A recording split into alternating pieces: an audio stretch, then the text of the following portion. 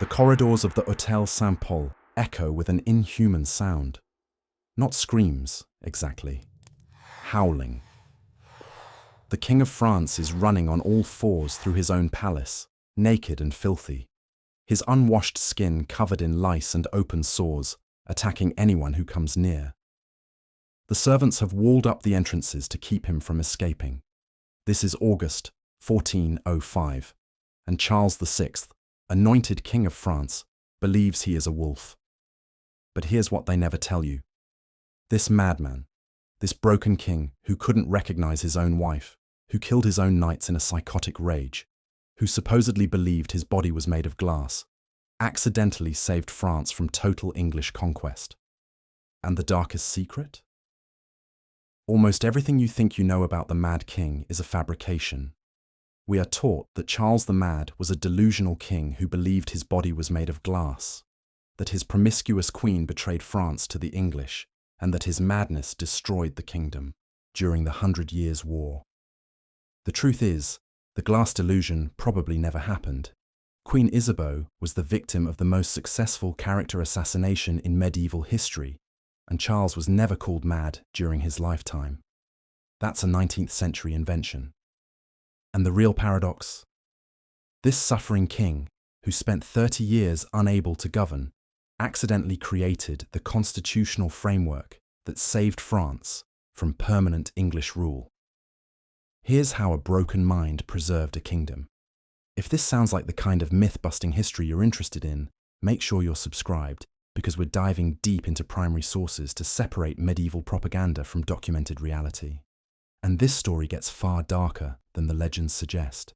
Before Charles became the madman howling through palace corridors, he was Charles the Beloved. That's not hyperbole. That was his actual nickname, Charles le Bien-Aimé. The people of France loved him, and they had good reason. In 1380, his father Charles V, known as Charles the Wise, died and left the throne to an 11-year-old boy. Immediately, 4 royal uncles seized control and began systematically looting the French treasury. Philip the Bold, Duke of Burgundy; Louis I, Duke of Anjou; Jean, Duke of Berry. These men used France's wealth to finance their personal wars and build their personal castles while reinstating the very taxes Charles the Wise had abolished on his deathbed. The people erupted in revolt. In Rouen, in Paris, citizens attacked tax collectors with lead mallets. The uncles crushed the rebellions brutally and continued draining the kingdom. For 8 years, young Charles watched them destroy his father's legacy. Then, on November 3rd, 1388, at a council meeting in Reims, 20-year-old Charles stood up. He thanked his uncles for their service during his minority. Then he dismissed them. He was seizing power. He recalled his father's old advisors, competent men the jealous princes mockingly called the Marmousets, the little people. Bureau de la Rivière became his chamberlain. Jean Le Mercier took charge of the treasury. These weren't nobles born to power. They were technocrats who believed the state belonged to the people, not to princes. They issued reforms. They audited the accounts. They stabilized the currency. They tried to restore the discipline of Charles the Wise. The impact was immediate. Bureau de la Rivière restructured foreign policy, negotiating truces with England and stabilizing relations with the Italian states. Jean Le Mercier purged the Chambre des Comptes of the uncle's corrupt appointees, reinstating the rigorous auditing practices of Charles the Wise. They issued the Ordinance of February 5th, 1389, specifically targeting life rents and excessive pensions granted by the uncles, revoking them to restore royal solvency. They stabilized the currency. They reduced arbitrary taxation. They sought to insulate the Parlement of Paris, the Supreme Court, from princely interference. These weren't just administrative tweaks. They represented a fundamental shift in medieval governance. The Marmousets believed the state was a public entity, not private patrimony. They were early technocrats in an age of feudal princes. The economy recovered. Tax revenue increased without increasing the tax burden because the Marmousets stopped the leakage to princely coffers. The king, now ruling in his own right and protecting his people from rapacious dukes, earned his nickname, Charles the Beloved. He was young, handsome, athletic. He seemed destined for greatness. It lasted 4 years. June 13th, 1392, Paris. The King's Constable, Olivier de Clisson, is riding home through dark streets when 15 masked men ambush him. They drag him from his horse. They stab him repeatedly, believing they've killed him. Miraculously, his chainmail saves him. The assassins flee. The man behind the attack? Pierre de Craon, acting with support from the Duke of Brittany. When Charles hears the news, he rushes to Clisson's bedside and finds him bloody but alive. The king is apoplectic. This isn't just an attack on a minister. It's an assault on his sovereignty, on his body politic. Despite warnings from his physicians, despite being visibly feverish and disconnected in his speech, Charles orders an immediate military campaign. He will march on Brittany. He will punish the Duke. This decision dooms everything. August 1392, the royal army marches toward Brittany. The summer is oppressively hot, intolerable, according to the chronicles. Charles, dressed in black velvet and heavy armor, rides in agitated silence. His health is poor. He's feverish, likely dehydrated. As the column crosses the sandy forest near Le Mans, a man bursts from the trees. He's described as a leper, or a madman, bareheaded and wretchedly clothed. He grabs the bridle of the king's horse and screams, "King, do not move one step further, but return. You are betrayed." The guards beat him back, but crucially, they don't arrest him. They let him follow the procession for half an hour, wailing his warnings. The king says nothing, but the words, according to the chronicler Michel Pintoin, sink deeply into his mind, feeding his mounting paranoia. Around noon, the heat reaches its peak. The column is drowsy, lulled by the rhythm of the march. A page, succumbing to sleep, drops his steel lance. It strikes another page's helmet with a loud, ringing clang. The sound shatters the king's mind. Charles draws his sword. He spurs his horse forward, screaming, "Forward against the traitors! They wish to deliver me to the enemy." In blind, psychotic fury, he attacks his own retinue. The knights, terrified to strike the anointed king, try to dodge his blows. He kills 4 men. The bastard of Polignac falls. The king turns his sword on his own brother, Louis of Orléans, who flees into the forest, narrowly escaping death. The rampage continues for nearly an hour, until the king's chamberlain leaps onto Charles's horse and wrestles him to the ground. Charles lies on the earth, his eyes rolling back, completely catatonic. He doesn't recognize anyone. They bind him to a cart and transport him back to Le Mans. The King of France is mad. The Le Mans massacre was a shock to Christendom. The immediate diagnosis varied wildly. Some suspected poisoning by the English or the Duke of Brittany. Others whispered of sorcery. Many saw it as divine punishment for supporting the wrong pope during the Western Schism, or for the general sins of the court. Modern retrospective analysis suggests paranoid schizophrenia or bipolar disorder. The auditory hallucinations, the persecution complex, the sudden psychotic break, the cyclical nature of what would follow, all align with severe psychiatric illness. But medieval France had no framework for that diagnosis. What they knew was this: the king was broken, and his uncles were waiting. The corrupt dukes immediately declared Charles incapable of ruling. In a swift coup, they dissolved the Marmousset Council. Bureau de la Rivière and Jean Le Mercier were arrested and imprisoned. Olivier de Clisson was stripped of his title and banished.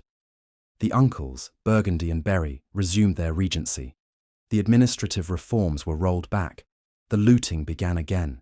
The saved France of 1388 was lost, replaced by a kingdom drifting towards civil war. But the horrors had only just begun. January 28th, 1393. Queen Isabeau organises a masquerade ball at the Hotel St. Paul to celebrate the wedding of a lady in waiting. To amuse the recovering king, a charivari is planned, a rowdy, subversive dance. Charles and 5 noble companions dress as wild men. Their costumes are sewn directly onto their bodies. Linen suits soaked in resin and pitch, covered with flax to simulate fur. These materials are highly flammable. Strict orders are given, no torches in the hall. Then the king's brother, Louis of Orléans, arrives. He's drunk. He's accompanied by torchbearers. Ignoring the safety prohibitions, he approaches the dancers to guess their identities. According to the monk of St. Denis, he holds a torch too close to one of the wild men to inspect his face. A spark catches the flax. The resin-soaked linen ignites instantly. The scene the chroniclers describe is hellish. The dancers, sewn into their burning skins, cannot escape. They scream in agony as they're consumed by flames. The monk of St. Denis provides a gruesome detail. 4 men are burned alive, their flaming genitals dropping to the floor, releasing a stream of blood. The king is separated from the group, dancing near the young Duchess of Berry, barely 15 years old. Showing remarkable presence of mind, she throws her heavy velvet skirt over the king, smothering the sparks and shielding him from the fire. Another dancer saves himself by jumping into a vat of water used to cool wine. The other 4 perish in excruciating pain. The Bal des Ardents, the ball of the burning men, destroys the remaining prestige of the court. The public is horrified. The king, who had been recovering from Le Mans, relapses into profound madness from the shock. The citizens of Paris threaten to revolt, viewing the fire as proof of the court's decadence. To appease the anger of God and mob, the entire royal family walks in penitential procession to Notre Dame, bareheaded, holding candles, begging forgiveness. The image of the cursed reign is cemented, and this is where the most famous detail of Charles's madness enters the story: the glass delusion. We're taught that Charles became convinced his body was made of glass and would shatter upon contact. He supposedly had iron rods sewn into his clothing to provide a rigid exoskeleton, refusing to let anyone touch him, terrified that a mere brush of a hand would cause him to disintegrate into shards. It's the single most iconic detail about Charles VI, and it probably never happened. The only source for the glass delusion is Pope Pius II's commentaries. But Pius was born in 1405, more than 30 years after the events he describes. He never witnessed Charles's episodes. He's reporting legend, not eyewitness testimony. Meanwhile, Michel Pintoin, the monk of Saint-Denis, served as official chronicler and actually witnessed Charles's madness firsthand. His accounts are extraordinarily detailed. He describes the forest massacre.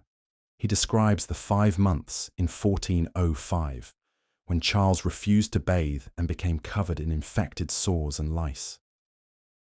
He describes episodes where Charles forgot his name and believed he was St. George, where he screamed in terror at seeing his own wife. Who is this woman, the sight of whom torments me? But Pintoin never mentions the glass delusion, the most authoritative, contemporary source describing dozens of episodes over 3 decades omits the single most iconic detail. Historian Gil Speake's authoritative 1990 study identifies Charles as possibly the first case of glass delusion, but acknowledges the evidential limitations. The glass story is plausible legend, not documented fact. So what did the documented madness actually look like? Worse than the legend suggests. In 1405, Charles's condition deteriorated into abject squalor. He refused to bathe, shave, or change his clothes for 5 months. He became covered in lice. His skin broke out in sores and abscesses from the filth. He would not allow servants near him to clean him. At times, he lost his human identity entirely. He ran through the corridors of the Hôtel Saint-Paul, howling like a wolf, attacking anyone who approached. He denied being king. He denied knowing his wife Isabeau. He denied his own name. He erased the royal coat of arms from his dinnerware, screaming that he was not Charles of Valois. Eventually, the court employed shameful stratagems. They sent men with blackened faces to frighten the king into submission so they could forcibly cut the rotting clothes off his body and wash him. Chronicler Jean Juvenal des Ursins writes that Charles was consumed totally with lice and filth, requiring forcible bathing on physicians' orders. He experienced approximately 44 to 56 documented psychotic episodes over 30 years. Each lasted 3 to 9 months with 3 to 5 month lucid intervals between. The pattern was maddeningly consistent. Charles would seem to recover, attending council meetings, issuing edicts, appearing functional. Then the darkness would return, often triggered by stress or unexpected stimuli. A sudden noise, an unfamiliar face. The episodes varied in their specific delusions but shared common elements: paranoia, violence, complete dissociation from his identity as king. During some episodes, he believed he was St. George. During others, he denied having a wife or children. In one particularly disturbing incident, he erased the fleur-de-lis from his possessions, screaming that he was not a member of the Valois family. Palace staff learned to remove mirrors because the sight of his own reflection could trigger violent outbursts. They walled up palace entrances. They posted guards not to protect the king from assassins, but to prevent him from escaping into the streets of Paris in his delusional state. Amidst this horror, there was one figure who could soothe him: Odette de Champdevers, a minor noblewoman who became the king's mistress and constant companion during his madness. Known as the Little Queen, she was said to be the only person Charles recognized or trusted during his worst episodes. She reportedly cared for him with genuine affection, playing cards with him, a game that became popular in France during this period specifically to amuse the Mad King, managing his moods when the Queen and princes could not. Modern psychiatric analyses propose diagnoses ranging from schizophrenia to bipolar disorder to familial sarcoidosis. A 2016 medical paper notes Charles's grandson, Henry VI of England, also exhibited mental illness, suggesting hereditary factors. His mother, Joanna of Bourbon, showed documented instability. Whatever the cause, the pattern was relentless. Episodic collapse followed by enough recovery to prevent establishing clear regency, creating constitutional limbo for 3 decades. And in this limbo, the chroniclers created their second great fabrication. We're taught that Queen Isabeau of Bavaria was the she-wolf of France, that she was promiscuous, obese, that she betrayed France by sleeping with her brother-in-law Louis of Orléans, and eventually signing the treaty that surrendered the kingdom to England. History has been spectacularly unkind to Isabeau, and here's the dark secret: it's almost entirely fabricated. This represents one of the most successful character assassinations in medieval history. Rachel Gibbons's Alexander Prize-winning essay from 1996 states bluntly, "The history of Isabeau of Bavaria so far has largely been a fabricated mixture of gossip and propaganda, which has been absorbed into historical tradition and repeated so often that to many, legend has become indistinguishable from fact." Tracy Adams's definitive study reveals that during her lifetime, Isabeau was respected and revered. The adultery accusations against her and Louis of Orléans have no documentary evidence. They originated from Burgundian propaganda campaigns in 1405 and 1406 designed to damage her politically. The evidence actually suggests continued devotion. 7 of Isabeau's 12 children were born after Charles's madness began in 1392. During episodes, chroniclers describe Charles cruelly rejecting her. "Who is this woman obstructing my view?" Isabeau wept and tried to comfort him. Far from abandoning her husband, she was propelled into unprecedented prominence as emergency head of state, forced to navigate between murderous factions with no good options. And here's where the same chronicler who documented the king's madness enters the story again. Michel Pintoin, the monk of Saint-Denis, is identified by 20th century historians as responsible for fabricating Isabeau's villainous reputation. His chronicle is both essential source and politically motivated propaganda. The same man who gives us our best evidence of Charles's suffering also created the lies that destroyed the Queen's reputation. Why? Politics. Pintoin was pro-Burgundian. Isabeau was allied with Orléans. Character assassination was a weapon. Because while Charles howled through palace corridors, France was tearing itself apart in civil war. The conflict between Louis of Orléans and the Duke of Burgundy became the central dynamic of French politics. Louis was brilliant, charismatic, but arrogant and a spendthrift. His emblem was a knotted stick with the motto, Je l'ennuie. I challenge him. John the Fearless, the new Duke of Burgundy from 1404, was dour, aggressive, a populist who courted the Parisian mob. His emblem was a carpenter's plane with the motto, Ich hode, I hold, symbolizing his intent to shave the knots off Louis's stick. The tension broke on November 23rd, 1407. Louis had just visited Queen Isabeau to offer condolences after she gave birth to a child who died. As he left her residence to return to his own palace, he rode down the narrow Rue Vieille du Temple. 15 masked thugs, hired by John the Fearless, ambushed him. They dragged him from his horse. When Louis cried out, "I am the Duke of Orléans," the assassins replied, "It is you we want." They beat him to death with axes and clubs. The brutality was shocking. They severed his hand and split his skull open so violently that his brains spilled onto the cobblestones. In the aftermath, John the Fearless didn't flee or deny the crime. He owned it. He hired a theologian from the Sorbonne, Jean Petit, to deliver a public defense of the murder. In the justification of the Duke of Burgundy, delivered in March 1408, Petit argued for 4 hours that Louis of Orléans had been a tyrant and traitor who practiced sorcery and planned to kill the king. Therefore, killing him was not murder, but tyrannicide, a meritorious act for the good of the state. This was a watershed moment. The first time a royal assassination was publicly justified using classical doctrine of tyrannicide. It worked, temporarily. The king, in a lucid moment, was forced to pardon John the Fearless. But the blood feud could not be legally erased. The Orléans faction, now led by Louis's son and the Count of Armagnac, declared war. France was torn in two. The Armagnac-Burgundian Civil War consumed the kingdom from 1410 to 1435. The four Burgundians controlled Paris, the north and the east.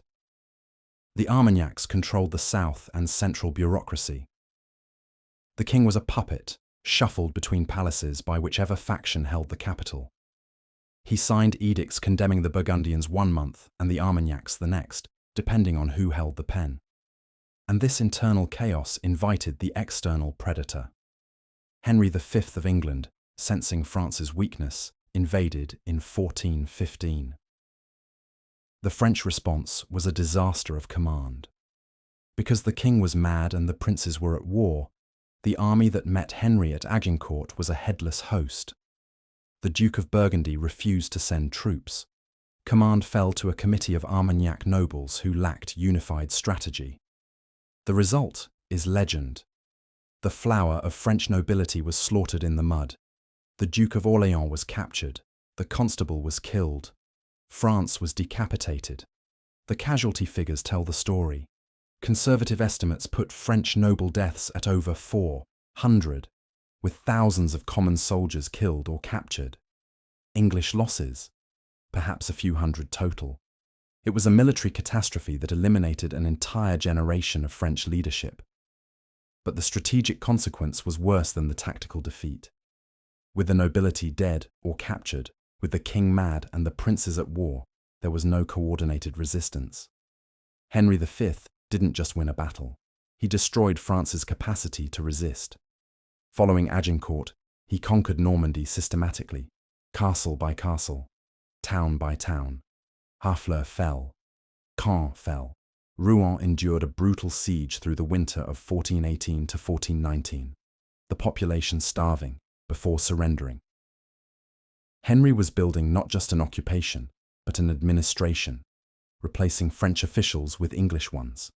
establishing English law in conquered territories. In 1419, the Dauphin Charles, the future Charles VII, attempted to reconcile with John the Fearless. They met on the bridge at Montereau. In a mirror of the 1407 murder, the Dauphin's men assassinated John the Fearless. A Burgundian monk allegedly pointed to John's skull and said, "Through that hole, the English entered France." This blunder drove the new Duke of Burgundy, Philip the Good, straight into English alliance. He negotiated the Treaty of Troyes in 1420, which Queen Isabeau signed on behalf of her mad husband. The treaty appeared to be the end of France. It declared the Dauphin Charles a bastard and murderer, stripping him of his rights. It married Henry V to Charles's daughter, Catherine of Valois, and it named Henry V heir and regent of France to succeed Charles VI upon his death. If this treaty stood, France would cease to exist as an independent kingdom. But here's where the paradox emerges.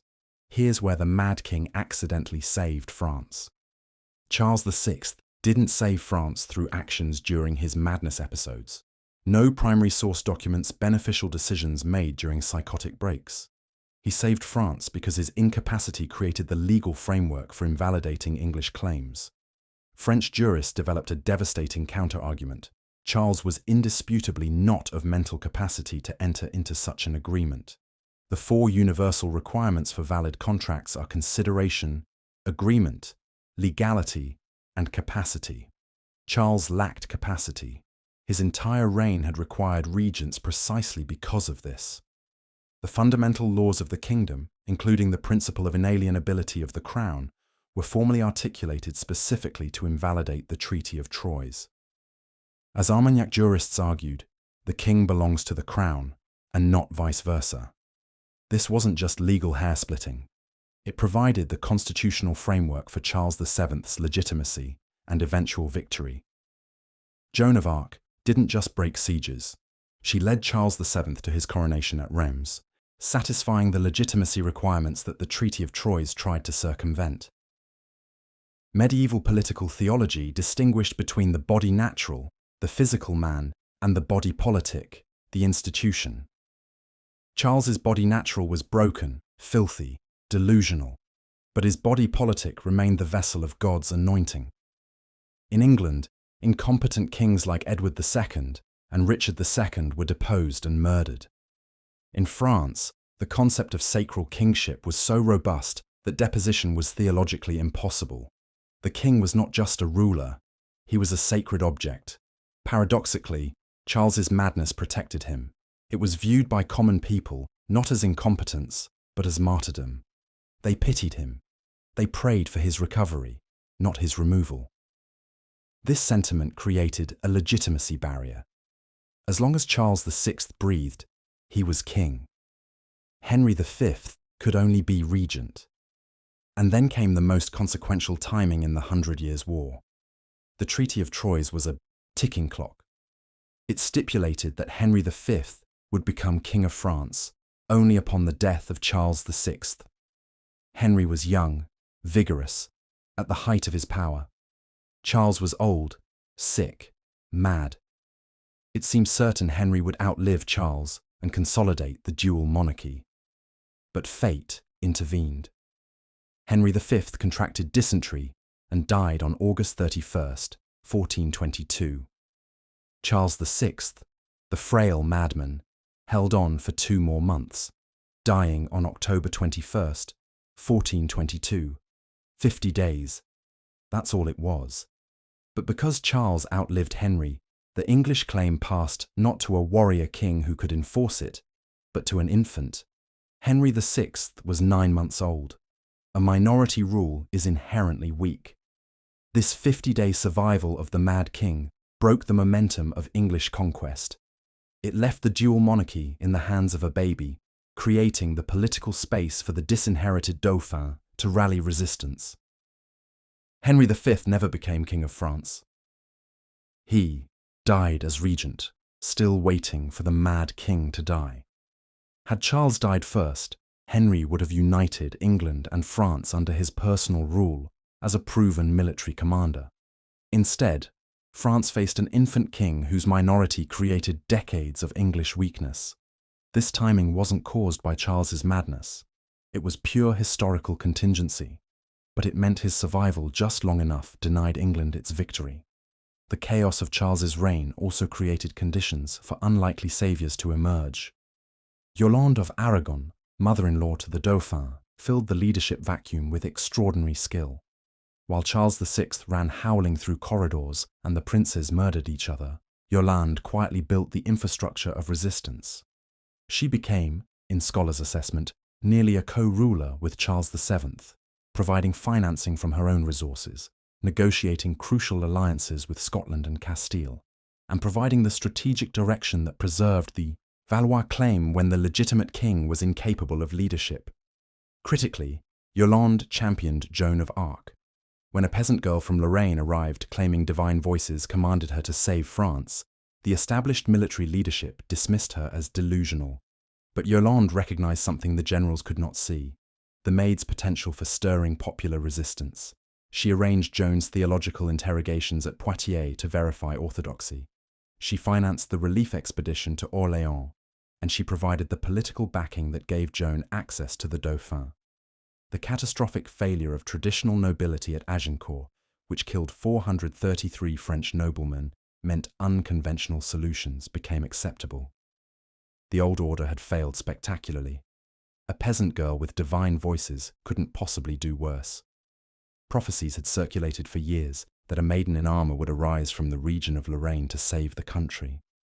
These prophecies gained traction precisely because France's situation seemed so hopeless. A mad king, civil war, English occupation controlling half the kingdom, a dauphin declared illegitimate and hunted by Burgundian assassins. Only divine intervention could explain potential deliverance. The dauphin's own psychological receptivity mattered too. His mother, Isabeau, had publicly declared him illegitimate, possibly under Burgundian pressure, possibly in genuine doubt given her husband's madness and the chaos of those years. Charles VII was a man who doubted his own right to exist as heir. Joan reportedly told him things he had only said to God in prayer, secret things that confirmed his legitimacy and his divine right to rule.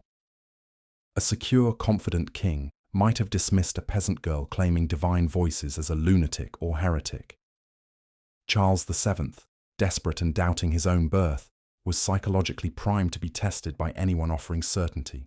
Both the Armagnac and Burgundian factions needed Charles VI's symbolic presence, even during his worst episodes. Sources describe John the Fearless insisting Charles take his position at the head of the van during military campaigns, despite being barely fit enough to ride. Neither faction could simply depose him. His beloved status among ordinary French people persisted. This created a legitimacy constraint that prevented either faction from fully usurping power. Both claimed to act in the king's name. Neither could claim the throne itself.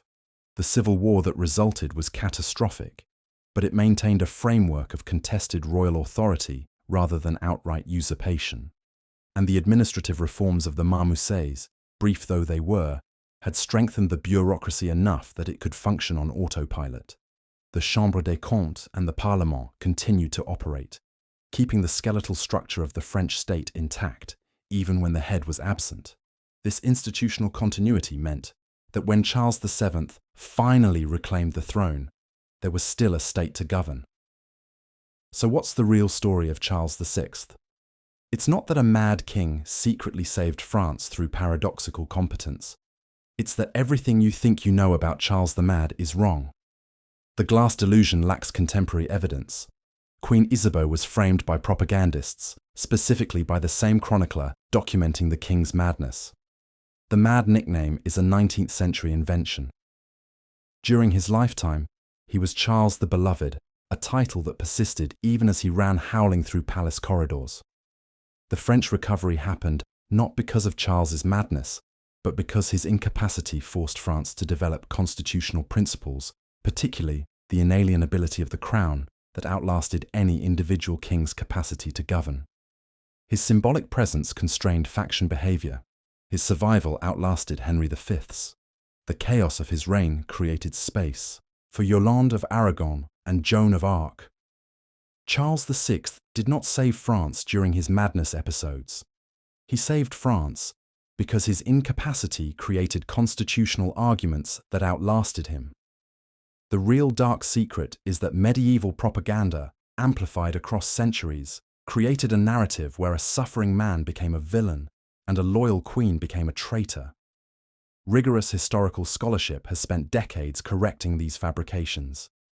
The truth is stranger than the legend. France survived its mad king not through his paradoxical competence, but through the constitutional crisis his incompetence created and the extraordinary people who filled the void. The king who believed he was a wolf, who killed his own knights, who watched nobles burn alive at his masquerade ball, who spent 5 months covered in lice and filth, accidentally preserved the French monarchy by being too sacred to depose and too mad to validly surrender his kingdom. His body natural was broken. His body politic endured. And that theological distinction, that medieval legal framework separating the man from the crown, is what actually saved France.